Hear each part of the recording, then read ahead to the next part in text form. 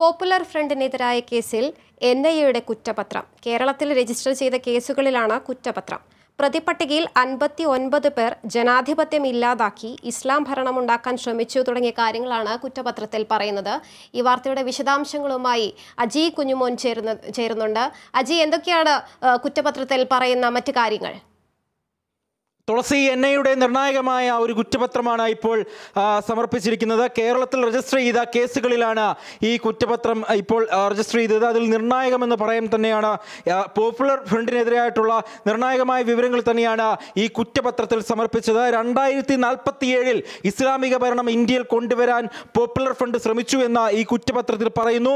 ഇതിനായി IS-ന്റെ അടക്കം പിന്തുണ തേടി രാജ്യത്ത് അരക്ഷിതാവസ്ഥ ഉണ്ടാക്കിയെടുക്കാൻ NIA ശ്രമിച്ചു. ഇതിന് തടസ്സം വരെ കൊന്നുകളയാൻ പദ്ധതിയിട്ടു എന്ന തരത്തിലുള്ള ഒരു കുറ്റപത്രമാണ് NIA സമർപ്പിച്ചത്. ജനാധിപത്യം ഇല്ലാതാക്കി, ഇന്ത്യയിൽ ജനാധിപത്യ ഭരണം ഇല്ലാതാക്കി ഇസ്ലാമിക ഭരണം ലക്ഷ്യമിട്ടുള്ള പ്രവർത്തനങ്ങളായിരുന്നു പോപ്പുലർ ഫ്രണ്ടിൻ്റെതെന്നാണ് ഈ കുറ്റപത്രത്തിൽ പ്രധാനമായും പറയുന്നത്. 2047 ഇസ്ലാമിക ഭരണം ഇന്ത്യയിൽ നടപ്പിലാക്കുക എന്നുള്ള ലക്ഷ്യമായിരുന്നു പോപ്പുലർ ഫ്രണ്ടിന് ഉള്ളത് എന്നും ഈ കുറ്റപത്രത്തിലുണ്ട്.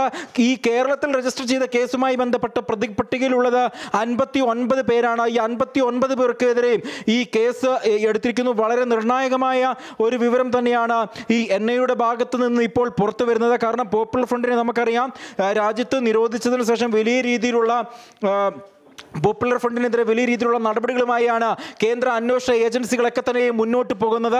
ആ സാഹചര്യത്തിലാണ് ഇപ്പോൾ ഗുരുതരമായ കുറ്റപത്രവും NIAക്കെതിരെ നൽകിയിരിക്കുന്നത് എന്നുള്ളത് ഏറ്റവും എടുത്തു പറയണം. ഇതിനകത്ത് ഈ NIAയുടെ പ്രതിപട്ടികയിൽ പറയുന്നത് മുസ്ലിം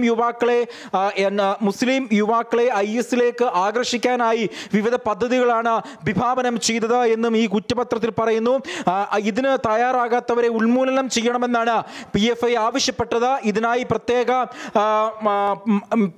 ആളുകളെ ചുമതലപ്പെടുത്തിയിട്ടുണ്ടായിരുന്നു, ഏജന്റുകളെ, അതായത് റിപ്പോർട്ടർമാരെ ചുമതലപ്പെടുത്തിയിട്ടുണ്ടായിരുന്നു എന്നും കുറ്റപത്രത്തിലുണ്ടായിരുന്നു. നേരത്തെ NIA തയ്യാറാക്കിയ റിപ്പോർട്ടിൽ പറഞ്ഞിരുന്നു, ഈ കേരളത്തിലേതടക്കം സാമുദായിക സമുദായത്തിൽപ്പെട്ടിരിക്കുന്ന ആളുകളെ വധിക്കാൻ വേണ്ടി ഗൂഢാലോചന നടത്തി.